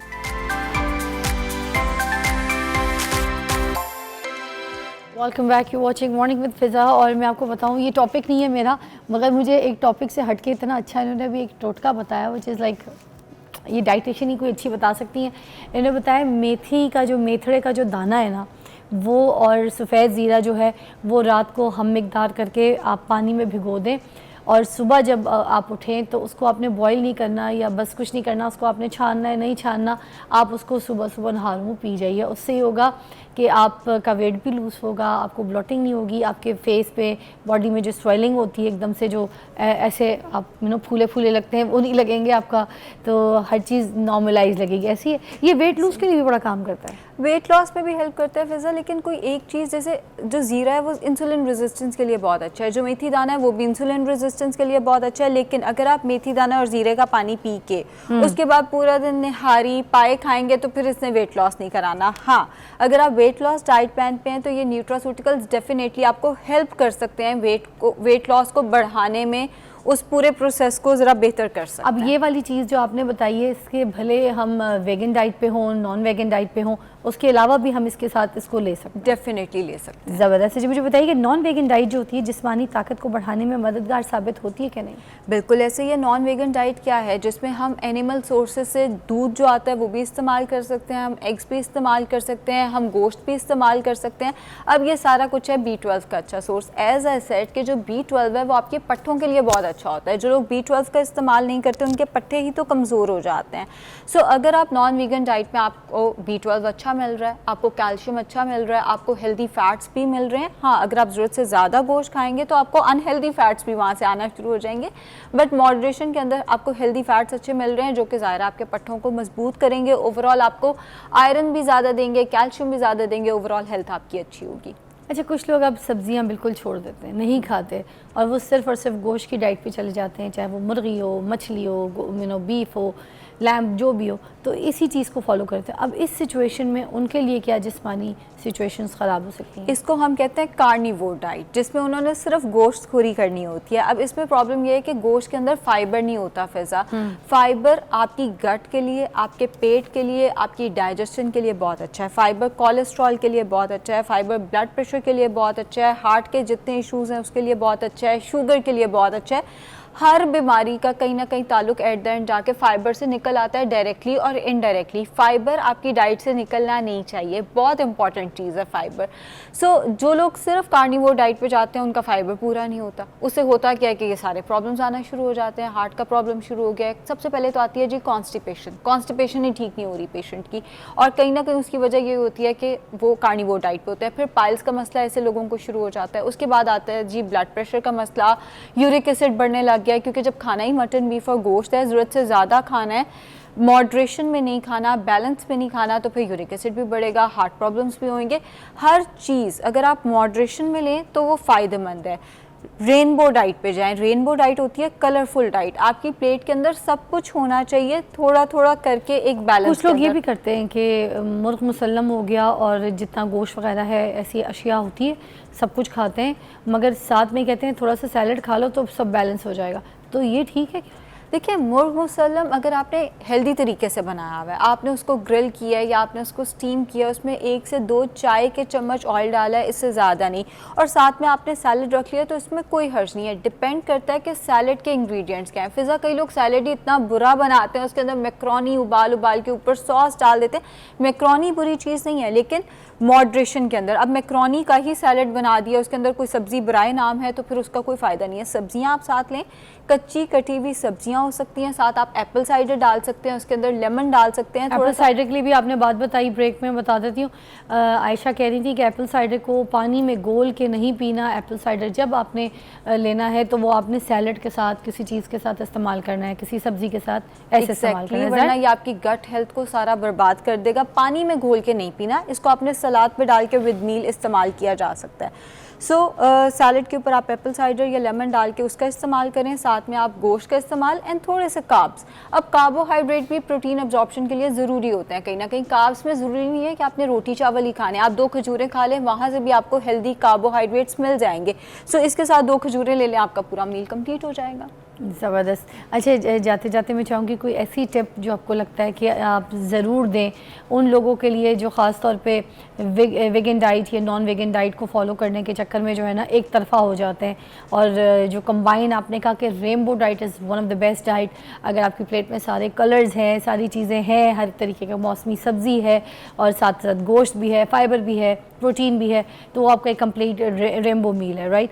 अगर इस तरीके की डाइट कोई नहीं ले रहा, अब उसके लिए आप क्या मैसेज देना चाहेंगी? पहले सबसे पहली बात तो ये फ़िज़ा कि ट्रेंड्स को फॉलो नहीं करना। When it comes to diet, आप ट्रेंड्स को फॉलो नहीं करेंगे, आप हेल्थ गाइडलाइंस को फॉलो करेंगे, आप डाइटिशियंस को, डॉक्टर्स को फॉलो करेंगे, ट्रेंड्स को देख के आप अपनी सेहत को ख़राब नहीं कर सकते। दूसरी चीज़ ये आती है कि अगर आप किसी वजह से वीगन हुए हैं तो ये एक शॉर्ट टर्म डाइट है, आप इसको 3 to 4 मंथ्स मैक्सिमम लेके चलेंगे, उसके बाद आपने नॉर्मल डाइट की तरफ आ जाना है। किसी वजह से अगर आपको वीगन होना पड़ गया या आपका मज़हब आपको गोश्त खाने की इजाज़त नहीं देता, उस केस में आपने सप्लीमेंट्स का इस्तेमाल साथ में ज़रूर रखना है, ताकि आपको इसके कोई कॉन्सिक्वेंसेस ना पूरे करने पड़ें, कोई कॉन्सिक्वेंसेस ना इसके भुगतने पड़ें। इसके साथ साथ आपने अपने प्रोटीन को पूरा करने के लिए नट्स का ज़रूर इस्तेमाल करना है, अगर आपका मज़हब आपको वीगन होने का कहता है। नट्स का ज़रूर इस्तेमाल करें और दालों का ज़रूर इस्तेमाल करें, ताकि जितना हो सकता है नेचुरल तरीके से आपको प्रोटीन मिले, बाकी आप फिर सप्लीमेंट से, प्रोटीन वे प्रोटीन से या प्रोटीन सप्लीमेंट से, प्रोटीन पाउडर से उसको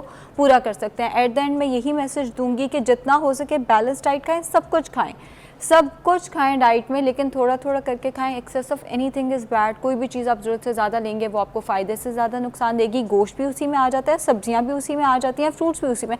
हर चीज़ अगर आप एक बैलेंस में रहेंगे तो वो आपको फ़ायदेमंद देगी। अच्छा, एक आपने बताया ना कि vegan diet, non vegan diet के बारे में, इन दोनों के हिस्सों में अगर देखा जाए तो कहीं ना कहीं किसी चीज़ को पकाने में तेल वगैरह का या घी का इस्तेमाल तो होता ही होता है। आप क्या प्रेफर करती हैं कि हेल्दी डाइट के लिए नॉन वीगन, वीगन डाइट कोई सी भी इस्तेमाल की जा रही है? तेल कौन सा, घी कौन सा इस्तेमाल किया जा सकता है? एक्स्ट्रा वर्जिन ऑलिव ऑयल का इस्तेमाल करना है, लोगों को लगता है। बट लोग ये भी तो कहते हैं ना, एक्स्ट्रा वर्जिन ऑलिव ऑयल को ऐसे पका नहीं सकते, भून नहीं सकते, इसका भी बात बता दें। नहीं, गलत है। आप इसको पका सकते हैं, बस अगर आप भून के तो कोई भी ऑयल लेंगे, वो आप कोई भी दुनिया का ऑयल लेंगे, उसको पकाते जाएंगे जैसे हम, वो ख़तरनाक है। लेकिन अगर आप तरीके से कुकिंग करते हैं, अच्छे तरीके से, उसको ओवर कुक नहीं करते अपने मील्स को अगर आप ओवर कुक करते हैं वैसे भी सारे न्यूट्रिएंट्स आया हो जाते हैं। अगर आप हमारी तो हांडी जब तक भुने ना, सब्जियों की भी, जब तक पालक का रंग काला ना हो जाए तब तक के तो पालक का जायका कोई नहीं हमें आता। बस भी तो जायकों से निकल आएंगे तो फायदा होगा हमें। वो तो फिर हम सिर्फ खोखली चीजें खाए जा रहे हैं ना, पेट को भर रहे हैं, उसके अंदर न्यूट्रिएंट्स तो नहीं रहे। अगर आप ओवर कुक कर रहे हैं तो उसमें तो कोई भी ऑयल अच्छा नहीं है, लेकिन अगर आप तरीके से कुकिंग कर रहे हैं तो एक्स्ट्रा वर्जिन ऑलिव ऑयल सबसे बेहतर है। अगर आप देसी घी में पका सकते हैं, देसी घी सैचुरेटेड फैट में आता है, नाश्ता उसमें बना सकते हैं। वैसे कोई भी मील स्लाइस वगैरह सेक सकते हैं? अल्लाह माफ़ करे, बिल्कुल भी नहीं। कभी भी कार्ब्स को उसके ऊपर, जैसे देसी घी को रोटी पे लगा के नहीं खाना, वो फिर फ़ायदा इससे ज़्यादा आपको नुकसान देगा। आपने बनाना, आप नाश्ते में अंडे उसमें बना सकते हैं। पहले कि मैं जाऊं जल्दी बताएं यहाँ पे, क्योंकि हम पंजाब से है ना, पंजाब में तो यही होता है कि रोटी बनाई, ठीक है, उसके बाद हाँ घी लगाया तो उसको पकाया नहीं, उसको कच्चा उतारा, बस गरम रोटी पे देसी घी रख के सालन के साथ दे दोनों दिया। केसेस खाना है कि नहीं खाना? नहीं खाना, बिल्कुल भी इस तरह से देसी घी इस्तेमाल नहीं करना। क्या होगा सैचुरेटेड फैट अगर खा लिया जल्दी से? टाइम हार्ट की हेल्थ खराब होना शुरू हो जाएगी, ब्लड प्रेशर का मसला शुरू हो जाएगा, कोलेस्ट्रॉल का मसला बढ़ जाएगा आपका। सो सैचुरेटेड फैट सिर्फ 7% आपकी डाइट में होने चाहिए, और वो आप नाश्ते में, चलो जी अंडा उसके अंदर बना लिया, कुकिंग में इस्तेमाल करें, ये नहीं कि कार्ब्स के ऊपर लगा के। लास्ट मक्खन भी नहीं, मक्खन भी नहीं, बिल्कुल सेम कैटेगरी। तो हमारी नानी दादियां तो हमें कहती है ये खाओगे तो मुंह निकलेगा, ये खाओगे तो रंग साफ होगा। हाय अल्लाह, इसके पूरा शो करना पड़ेगा। आप आएंगी दोबारा इस टॉपिक के ऊपर, ये जो देसी चीजें हैं इसके ऊपर हम बात करेंगे। आयशा को दोबारा बुलाएंगे। Thank you so much, I had a great time with you all. आज के शो पे आप सबने मेरा बहुत साथ दिया। आपसे कल मुलाकात करूंगी, इसी तरह आपका प्यार और साथ चाहिए। खुदा हाफिज़।